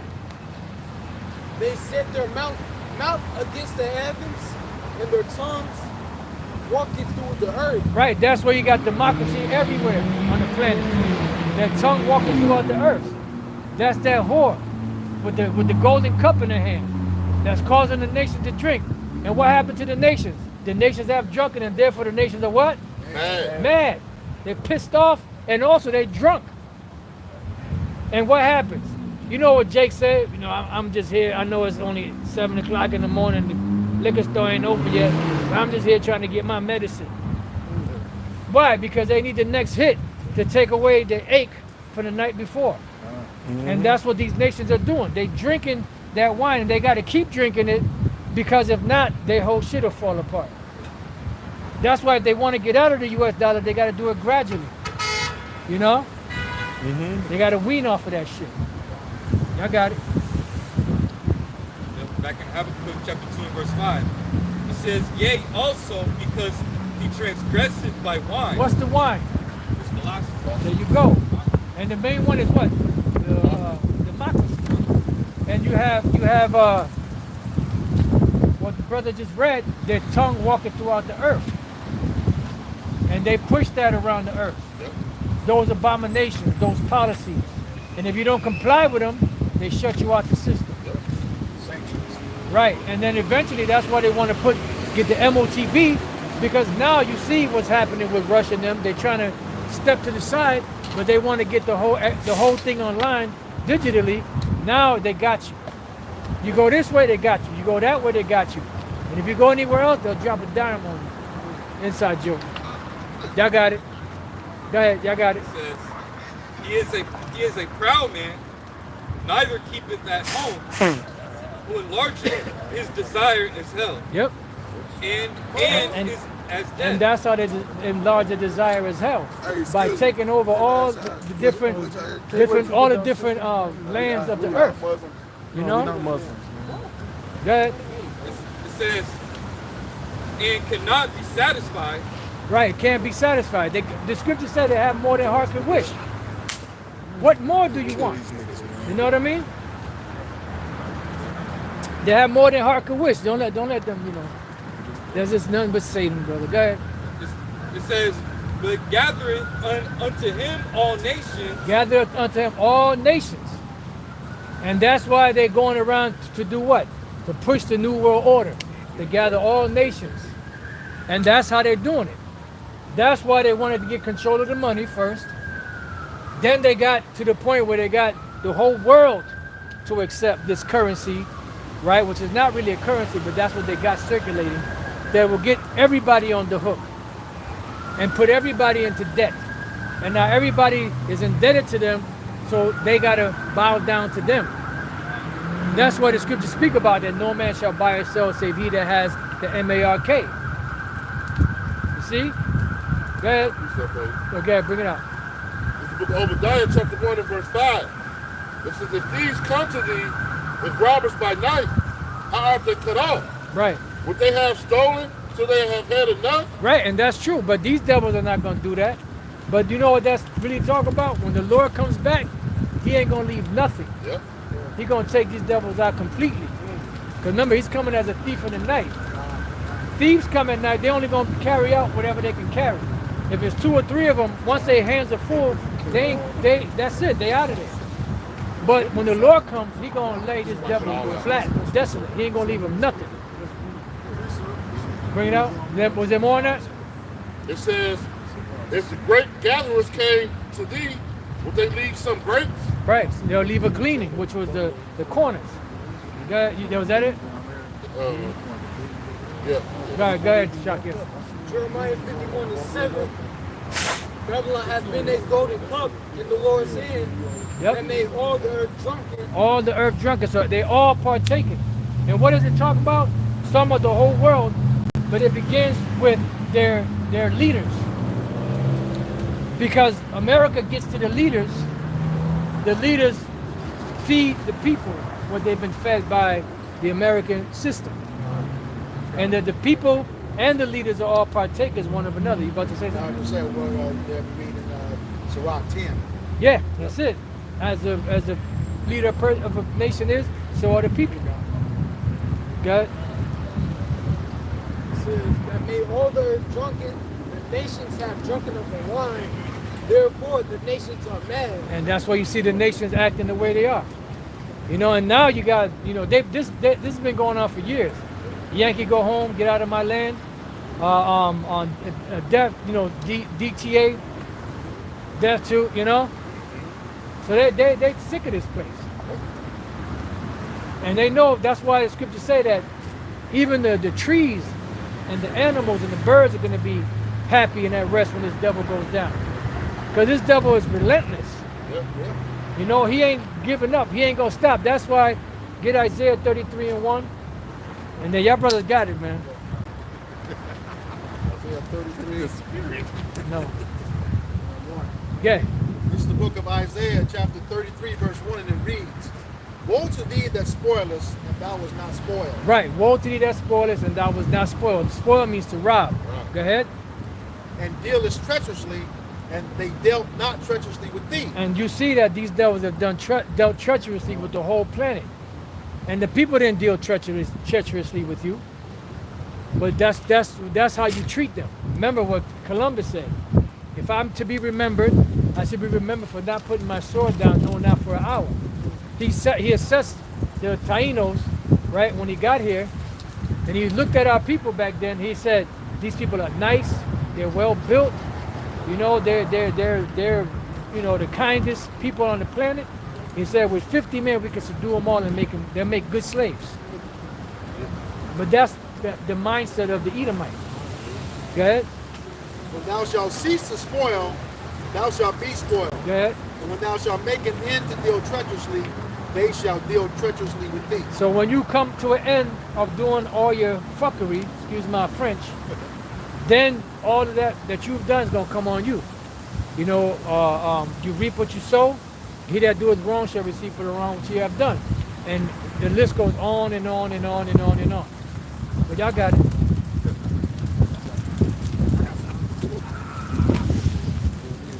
This is Zechariah. The point is in 4. Zechariah 5 and 2. And he said unto me, what seest thou? And I answered, I see a flying roll. The length thereof is 20 cubits, and the breadth thereof 10 cubits. Then said he unto me, this is the curse that goeth forth over the face of the whole earth. You got to break it down, though, brother. Alright, so what was you know, the prophecy, which was the chariot, alright? He's giving the measurement of the chariots, alright? It says And what's the flying roll? That's it. Because it you know, he saw it spinning. What did Ezekiel see? He saw a wheel within the wheel. A wheel is round. I ain't never seen nobody go nowhere with square wheels. Go ahead. Old school salsa, place that you look at it, is actually a wheel within a wheel. That's it. It's called a flying salsa in the movie. Back in the day, so, verse 3 says, then he said unto me, this is the curse that goeth forth over the face of the whole earth. For everyone that stealeth shall be cut off as on this side according to it, and everyone that swears shall be cut off as on that side according to it. Alright, so this, you know, the chariots, alright, they're going to be bringing a great deliverance, and they're going to be bringing a great destruction. You know? It says to everyone that's stealing, alright? We know who's the ultimate, you know, thief. You know, Esau Edom. Alright? It says, I will bring it forth, said the Lord of the hosts, and it shall enter into the house of the thief. There you go. And into the house of him that swore falsely by my name, and it shall remain in the midst of his house, and shall consume it with the timber thereof and the stones thereof. Right, which that goes hand in hand with Isaiah 33. When thou cease to spoil, thou shalt be spoiled. Now read that verse again. Zechariah 5 and 4. I will bring it forth, said the Lord of hosts, and it shall enter into the house of the thief. That's Esau. Go ahead. And into the house of him that swore falsely by my name. And that's where you see all these different sightings of the chariots. Because it's time for the devil to go down. Because Esau's the what? The end of the world. Okay. Yeah, and Jacob is the beginning of it that followed. Go ahead. No, finish up the same verse. It says, and it shall remain in the midst of his house, and it shall consume it with the timber thereof and the stones thereof. What's that talking about? Consuming with the timber thereof and the stones thereof. The what? The fire. And what's the fire going to do? Consume everything. What fire? What kind of fire? You talking about a match fire, a lighter, a torch? Destruction and from Nuclear the destruction. So now, and the laser from the chariots. Now, what's the scripture to back that up? Well, that's a good one. Bring it out. There's another one I was thinking about. Another good one in the New Testament. Huh? There you go. Where's that at? There you go. Y'all got it. I got one.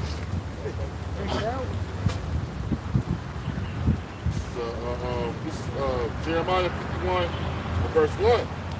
It says, thus saith the Lord, behold, I will raise up against Babylon, against them that dwell in the midst of them, and raise up against me a destroying wind. It says, I will send unto Babylon fanners, and they shall fan her, and she shall empty her land for the day of trouble, they shall be against her round about. All right? So those fantasies going to go into that nuclear destruction. All right? When you fan a fire, what does it do? Yeah. It grows bigger and bigger. You know, when you said that, if you ever started a fire, the air keeps, yeah. And Yahweh Shai say he's a fanner. He got the fanner with the fans. That's right. And that's, look, from this point on, it ain't gonna stop. Right. It's gonna keep getting hotter and hotter and hotter and hotter. The Lord is heaping coals on top of coals on top of coals. Right. He getting the fire nice and roaring hot. By the time he comes back, it's gonna be roaring hot. It's gonna be like a hot roaring flame. It is not just a spark, it is a flame, a hot roaring flame. Hey, something is burning. And y'all got inside joke. This is the book of, oh, slide. Yeah, you dummy. It says, against him that biddeth let the archer bid The his bow, bed's on fire. and against him that lifteth himself up in his renegade.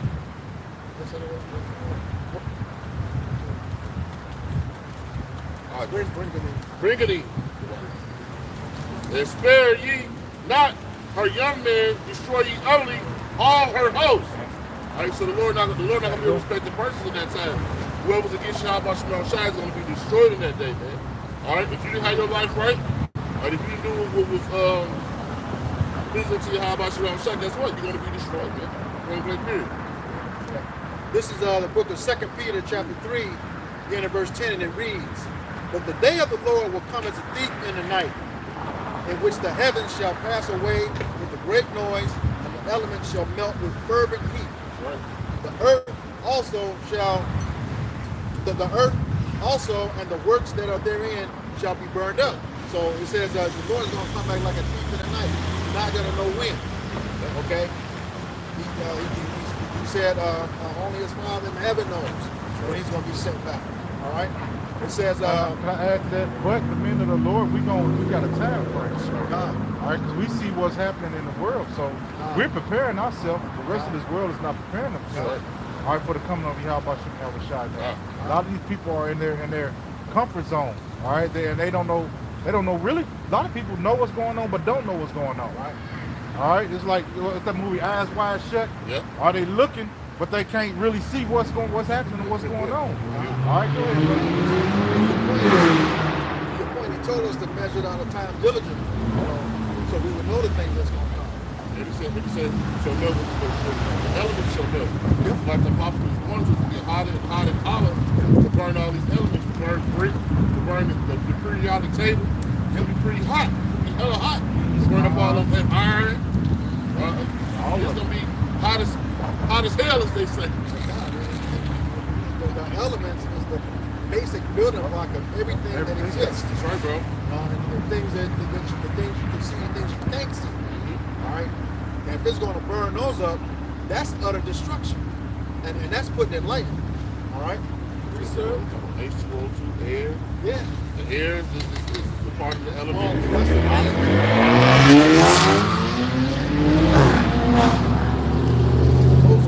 supposed to suck the oxygen right out of it. It says, seeing, verse 11, seeing then that all these things shall be dissolved, what manner of persons ought ye to be in all holy conversation and godliness? It's like, where's your state of mind supposed to be? On repentance. You know, doing your due diligence to make the calling of your election sure. Okay? Coming back to the law, statute, and commandments, okay? Yep. That's where you're supposed to be. You know, stay away from those people that mean you no good. What the scriptures say, a bad company corrupts good manners. You don't need to be around that, especially in this time. All right? Verse 12. Evil communication. Evil communication. Yeah. Corrupts good manners. Yeah. Go ahead, read. No, you got it. Okay. Verse 12. Looking for and hasting until the coming of the day of Yahweh Bashem Yahweh Shai, wherein the heavens being on fire shall And that's where your man frame should be. Brothers read. All right, hastening the day of Yahweh Shai, man. All right, we shouldn't be out here wanting this place to continue in the state that it's in, man. All right, nothing is enjoyable. You know, you talk to certain brothers, man. Everybody that's reading the scriptures, all right, and understanding the scriptures, it is in the same state of mind. All right, they ready for our salvation, man. All right, and that's all we really talk about, even amongst ourselves when we're having a good time, we're letting our hair down, so to speak. Our conversation always goes back to we ready to get up out of this place, man. All right, go ahead, brother. Salaki. Okay. It says, looking for and hasting unto the coming of the day of Yahweh Bashem Yahushua, wherein the heavens being on fire shall be dissolved, and the elements shall melt with fervent heat. Yeah. Boom. Yeah. There you go. Gonna melt with that fervent heat. You know, again, those elements are the building blocks of everything. Okay, if it's going to destroy that, that means nothing is going to exist when this is all said and done. All right, precept. Zechariah 14:12. And this shall be the plague wherewith the Lord Yahweh will smite all the people that are fought against Jerusalem. Their flesh shall consume away while they stand upon their feet, and their eyes shall consume away in their holes, and their tongue shall consume away in their mouth. And that's to give you a visual of that. The Terminator, the Sarah Connor was holding onto the fence, and that nuclear missile went off, you know, and she just standing there hollering, and everything's consuming away. You know, her eyes and her eye sockets, her tongue right in her mouth. Yeah. Okay. Hey, look up that word element. Elements in the blue letter. Now y'all got it. Go ahead, man. Go ahead. Y'all got it. I'll just say look that up because it'll go into, you know, what it's talking about. In 2 Peter 3, whatever verse that was. I got some. Right. Oh, and you know what that goes with too? The scripture you read in Zechariah 5 also goes with that was Peter. The other one is damn. Go ahead. It just came to me. I'm gonna look for it in my mind. But go ahead. Go ahead. Get that. Oh, Habakkuk 2. Habakkuk 2 around 9, 10 around there. Yeah, y'all got the word elements. Second Peter, go ahead. The word element. Come on, brother. Yeah, the blue there. Yeah, I got it. Higher in the Greek for the word elements. It says any first thing from which the others belonging to some series or composite all take their rise in element, Right. first principle. Right. So the first thing or the first substance that everything else derives from, it's a composite. Like you have the element chart. You have the periodical chart, right? Which is all elements. Everything you see is made of elements. Water, H2O. What is it? 2 parts hydrogen, 1 part oxygen, right? So that's 2 elements combined together to create a solid, water. You know, you have different elements combined together to make different things. Everything you see is comprised of elements. So when the missiles hit, elements shall melt with fervent heat. Everything. There ain't gonna be nothing left. There ain't gonna be a blade of grass. That's why Yahweh Shai said, if the grass which is today and tomorrow is cast in the oven, what you think that's talking about? Talking about the destruction, the nuclear destruction. Y'all got it. Is there more? It says. Give me some more. Go ahead, brother. It says. Don't mind my Ephraimitis. It says the letters of the alphabet as the elements of speech, not however the written characters, but the spoken sounds. It says the elements from which all things have come. Right. The material causes of the universe. Yeah, so that's pretty much, because remember what the Lord say? And darkness is upon the face of the what? The waters. Mm-hmm. What are the waters? Shemayim. Shemayim breaks down to Shah is that which pertains, and Mayim water, that which pertains to water. So what are the waters? Those are the elements. And what they were was elements, all the elements that are on the periodic table and many others were there. And then the Lord caused those elements to come together to create different things. That's why everything is comprised of elements.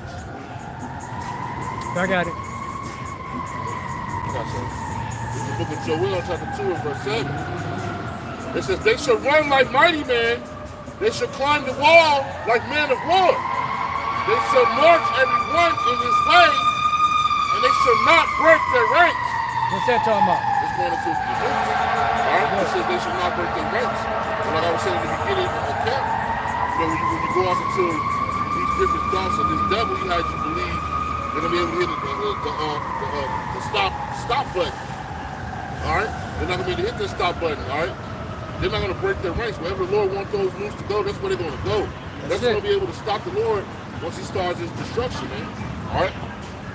Oh, they had a great sight of that in the movie X-Men. When he sent all the nukes up, nobody could stop what was going on. All right? But the Lord, they're going to go up. The difference is they're not going to explode in outer space. They're going to come back down, man. Because what is the Lord going to do with the missiles once they're shot off? What is the Lord going to do with the missiles once they're shot off? You order them in the way they Where they're go. supposed to go. Right. So because his spirit is going to be in those missiles. Yes. Yep. Because he is a consuming fire. Yep. So that's why it's pretty much he's going to smack it, or like Elder Yashwama said, he's going to smack the controller out of Esau's hand. That's right. There was something on Ancient Aliens back in the 80s where the countdown started. That's it. And It was a chariot. yeah, it was a chariot over, I think it was over Ukraine at the time. Okay, I don't remember where. Yeah, and it was a chariot, but they couldn't stop the countdown, and you could see their faces on camera, like, what are you going to do? And it got right to Zero. Going to detonate and Yep. stop. This is That's it. Which shows you the Lord is in control. yep. It don't matter. Hey, Russia, Putin, all them guys, they're all in bed together.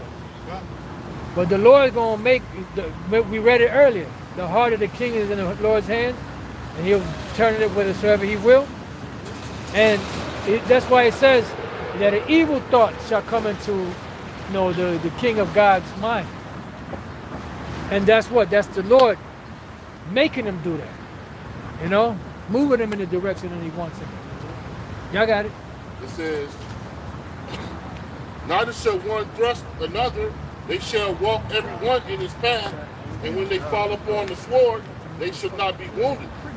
They shall run to and fro in the city, they shall run upon the wall, they shall climb upon the houses, they shall enter into the windows like a thief. Right, so everything's going to be destroyed, man. Right, there's going to be nothing that's going to be left, man. All right? It says the earth shall quake before them, the heavens shall tremble, the sun and the moon shall be dark, and the stars shall withdraw their shining. All right? What's So going to that's- cause the light to withdraw its shining? The sun, moon, stars to withdraw their shining. What's going to cause it? Cloud, mushroom cloud. Mushroom cloud, what else? The fire, the ashes, the smoke, Fallout. the soot, Yeah. all of that. Nuclear fallout. Yep, it's going to block out the sun, the moon, in this part of the world. Go ahead. It says, and the Lord shall utter his voice before his army, for his camp is very great. For he is strong, and it executeth his word. So like I said, the Lord's word is going to be established, man. And they're going to be able to stop this thing, man. It's going to be a beautiful time for the men and for the elect. All right? This could be like I said, this could be hasty. This is going to be waiting for, man. We're going to be geeked up, We're going to be some of those men. All right? I got a quick one for you. This is Jeremiah 50 and 25. You had that? Bring it out, bring it out. Looking right at it. This is the book of Jeremiah 50 and 25, and it reads, Yahweh Bashem Yahushai have opened his armory and have brought forth the weapons of his indignation. For this is the work of Yahweh, our power of hosts in the land of the Chaldeans. So yeah, this goes to your point about he's in control. It says he has opened his armory. That's right, bro. Okay, possessive. It's his, and have brought forth the weapons of his indignation. Okay, that's those nuclear weapons. The ICBM missiles. Okay, and that indignation is that righteous anger. Okay. He says, for this is the work of Yahweh, our power of hosts, the Lord of hosts, his army, just like we were talking about in Joel. Right. Okay. And this ain't be no nothing like these so-called countries got. This angelic army, man. You know, they gonna be shooting lasers, man. This could be a hell of a time, man, going on, man. All right, go ahead. It says that in the land of the Chaldeans, and we know but back in history, like ancient Babylon, you know, not only were they rich, but also with witchcraft as well too. All right, and that's what this place is. That's why America is known as the mistress of witchcraft. Which that applied to Nineveh at one time in Assyria, but it applies to America now because they're following the same footsteps. And all of the different empires in the past, all the warlocks and gods and witches and all that they worship, America has it all compiled into one. That's Isaiah 47. Y'all got it. Which also proves what we say today. They're the true culture vultures. That's it. Isaiah 13:9. Behold, the day of the Lord cometh full of with wrath and fierce anger to lay the land desolate, and he shall destroy the sinners thereof out of it. Right. So this is how Yahweh Ba'ashem Yahushua is coming. Alright? He's not coming back to send no peace. Alright? Because people right now are at an all-time high of wickedness. Alright, so therefore, this is his fierce anger, and it's going to be shown by the nukes. Alright? That's how this land is going to be desolate. Alright? It says, for the stars of heaven and the constellations thereof shall not give their light.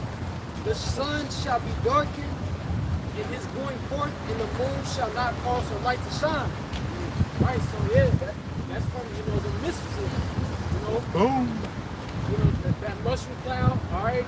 You ain't gonna be able to look up into the sky and see the sun or stars. Alright, because that day is gonna be a gloomy day because of the missiles. Alright? This is Isaiah chapter 24, verse 20. It says, the earth shall reel to and fro like a drunkard, and shall be removed like a cottage, and the transgressions thereof shall be heavy upon it, and it shall fall and not rise again.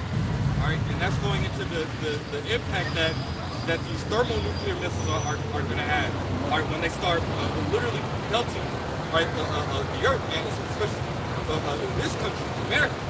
All right, which America is targeted, man. All right, by all of these nations, not only these nations, but mainly Yahweh Ba'ashem outside, man. All right, who's gonna have control, all right, over these arrows, right? These missiles, all right. That's gonna dump missiles upon this place. Those missiles are that it's gonna move, right? It's gonna shift the earth so hard, like it's moving from its axis, you know. That's in a few places. It's a great earthquake. The earth's gonna rock to and fro like a drunkard. Hey, a lot of people you ain't been close enough to a bomb to where you lose your balance. Hey, like to be in a situation like that is terrifying, bro. Where you can't even walk. Hey, when a bomb hits close to you and the earth starts shaking, it's like the only thing you can do is lower your center of balance, man. Is break, like you can't hardly even walk. You getting thrown to this wall, to that side, to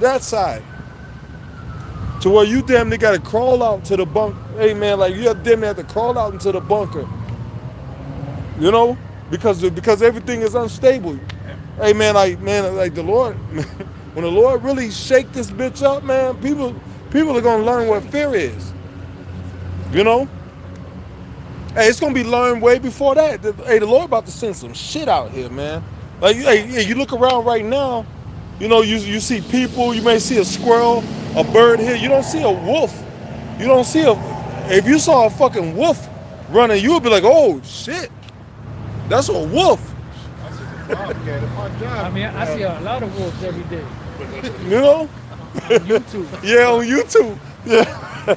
the wolf that be making videos. Yeah. You know? But like, man, like the Lord about to shake some shit up, man. Hey, it's gonna be beautiful. It's gonna be a beautiful thing to the righteous to see the fear of the Lord in the earth, man. To see people fearing the Lord like they need to fucking do. Yeah. Well, he gonna make people fear. Yeah. You don't fear him, you gonna fear. Yeah. Oh yeah. Hey, the scriptures say it's a fearful thing to fall into the hands of the living power, man. Facts. You know? That's what this world needs. There's all this punk shit going on, man. People not being daunted with fear. You know? The world needs a shaking, man. Hey, man. That's All the shaking. You see why the apostles like put curses on this fucking place. Yep. Every day. You know? Go ahead, brother. This is the book of 2nd Ezra, chapter 16, beginning in verse 11, and it reads, "The Lord shall threaten, who shall not be utterly beaten to powder at his presence." Yeah. Hey, you get that burst of heat. The burst of heat so hot that it instantly dehydrates your body and turn you into dust. Damn, this common boy's on fire. Damn. Hey, so people need that shit. A lot of you niggas need to stop talking immediately. Damn. You need to cease from breathing. The Lord gonna bring it, man. Hey, we live in some beautiful times, man. All this shit talking, it's only elevated for a greater fall. You know? Hey, the righteous are being vexed by it to every day, like Lot. Every day we're being vexed by the filthy conversation of the wicked. So when that destruction comes, we're gonna be like, yes. We're gonna be like, call Lord. Yeah, we're gonna be praising the Lord. That's right. You know, when that destruction comes, man, Right. that's what's gonna sustain us, man. That the not having to be vexed by. Hey, when people are running scared. hey, when the 1-9 was hitting, people were scared, man, and I was fucking loving it. I thrived in that in the 1-9. Right. Start calling your phone. You know, people was scared. Yeah, but you know what? That was just a test, man. Hey, the next time the Lord unleash his power on the earth, it's not gonna stop. It ain't gonna be no reprieve. It's just gonna continue to get worse and worse and worse, man. All these warnings are going out. The CDC and all these diseases, so-called, people popping up with bumps all over their face talking about, yeah, I got it. You know, but that's not enough for a nigga to not be proud. Go ahead, brother. Verse 2nd Ezra chapter 16, verse 12. And it reads, "The earth waketh, and the foundations thereof. The sea arises up with waves from the deep, and the waves of it are troubled, and the fishes thereof also, before Yahweh Ba'ashem Yahushai, and before the glory of his power." Wait, where you just read from? Where you just read from? 2nd Ezra 16. Okay. You got it. Yeah, it says the earth waketh, you know. Right, and I was thinking about tsunamis. Yeah. You got it. Yep, yeah, that's the sea arises up with waves from the deep, Yep. and the waves of it are troubled. So yeah. Hey, I was just watching a video, Salakia, a recent video on TikTok where people was laying on the beach and just all of a sudden these big waves started washing people, like started coming up out of the water and grabbing people and pulling them into the sea, man. But one minute you in the sun like, yeah, it's beautiful. And then the next minute you see a wave come and smack you to the ground and drag you out into the ocean, man. You know? Then you're not having fun no more. No. No more having fun in the sun. It's fun and games till that wave take you down. Yeah. Yeah, go ahead. Verse 13. "For strong is his right hand that bendeth the bow. His arrows that he shooteth are sharp and shall not miss." Shall not miss. Those are a part of the Lord's armory too. Those nukes that's gonna be shot, man. And the stage is being set, man, and it's being beautifully played. This is we're seeing a skillful power at work, man. Master strategist. Hey, we're seeing him fold everything into what he was said it was going to happen. You know, ain't no escaping what the Lord said. Yeah. Hey, you know you got those. I'm sorry. No, You got those movies that they have like 3, 4, 5 different tales going at the same time. Yeah, and at the yeah. end it all comes together. Yeah. I'm sorry. No, that's true. You know, I was thinking about yesterday watching the Viking, how they got different stories happening.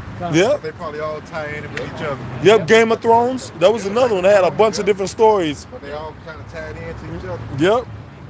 Go ahead. It says, and shall not miss when they begin to be shot into the ends of the world. To the ends of the world. That lets you know that that it wasn't just talking about a ancient world bow and arrow. That's talking about what's called a ICBM, intercontinental ballistic missile, man. And it actually looks like an arrow.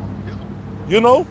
And it said it's when they begin to be shot to the ends of the world. Hey, the beginning of them being shot is going to be real soon. You know? Because they're going to be strong and they're not going to miss where they're going. The Lord is going to allow them to hit wherever they're going to destroy Babylon, aka the U.S., aka USA. You know? And it's going to be beautiful, man. Lord's willing, we on them ships watching.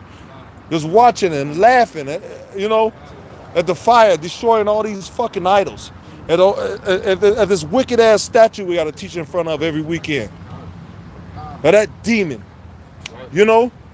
Hey, man, I had dreams of buying a pickup truck and just dragging that fucking statue to the ground. I want to chop the You head know? off every time I see it. I want to chop the head off every time I see it. You know? Like, you know, but it is what it is, man. Like, you know? It is what it is. With them Frankenstein boots on. Yeah, man. Them biscuit toe boots. Yeah. Got them Frankenstein boots. Yeah, man. But it's cool. Is there any more to that? Yeah, Kyle, I'm just gonna say to your point. You're talking about how that was talking about a missile, not an actual arrow. There's actually a movie out. John Travolta was in it. Nicolas Cage. Called Broken Arrow. Broken Arrow. And it was an actual missile. Yep, that was a code name for a stolen missile or a missing missile. Okay. Verse 14. Behold, the plagues are sent and shall not return again until they come upon the earth. Yep. Why? Hey, Because once you shoot them out, they can't come back. No, you're right. It's like it. Hey, those plagues that's gonna be sent. Woo! And niggas see them missiles coming out the sky. Them motherfuckers gonna be calling on Jesus like a motherfucker, right? What them Israelites at? What they say? Yeah. I know it begin with yum. Yash. Boom, boom, boom. And that was the end of you. Yeah, I guess he didn't make it. Yep. Especially niggas like that, them two monkey head niggas that was walked up with spirits on them earlier, man. You know, hey, I put up multiple curses on them, man. When they left, they don't. Hey, these people walk up and they speak that evil. They don't know what they doing, man. They, you know, you see the demons on them. You know, you be like, oh, these niggas go. They gonna do some bullshit. I seen them coming a mile away, Joker. Yeah, you seen them niggas way over there. Oh yeah, they about to start some shit. Just be about your merry way. Yeah, man. But it's okay. You earned yourself a judgment now. And you go home and you die of smoke inhalation tonight because your house catch on fire. You know? Then all praises be to Yahweh Bashim Yahweh Shai, nigga. It's okay. It takes a good offense sometimes. Hey, you should download that app Newsbreak. You know? Yeah. Oh, every morning, you just see the judgment of the Lord, man, on that app, man. Hey, when I was in Chicago, man, I thought Indianapolis was bad. Yeah. When I was in Chicago, two babies found in the same trash can. I was like, how in the fuck that happened? Like, it was two women that knew each other that just had babies. We're going to throw our babies in the trash. Like, how the fuck did that happen? You know, but go ahead, brother. Verse 15. The fire is kindled and shall not be put out till it consume the foundation of the earth. And that goes Okay. with Job 20, where it says a fire not blown, because they're not gonna. It's not a fire that they're gonna create. You know, those missiles, they're gonna be shot. You're not gonna kindle the fire. It says a fire not blown shall consume it. You go. It ain't gonna be a fire that you create. You ain't gonna kindle no wood and strike a match or put a torch to it. The fire is already in the warhead. And once it hits ground zero, that's all she wrote. That's it. All right, so with that, we hope this lesson was edifying to the elect body of the nation of Israel. Once again, we're going to give all praises, glory, and honor to Yahweh, Hashem, Yahushai, Hashem, Rakakadash. double honors to our apostles and elders of Great Millstone who do well in teaching us this 100% truth. Salutations to them and our fellow octave who labor in this truth week in and week out on the highways and byways. Also salutations to the hopeful elect of the scattered 12 tribes of Israel, scattered to the four corners of the earth that be like it to the speckled bird, also known as your Israelite foreigners, and your so-called Negroes, Latinos, and Native Americans. To you we say Shalom. Shalom. Kwam Yasharala. Kwam Yasharala. All right, Shalom to you sincere elect brothers and sisters on the comment board. Shalom, the elect.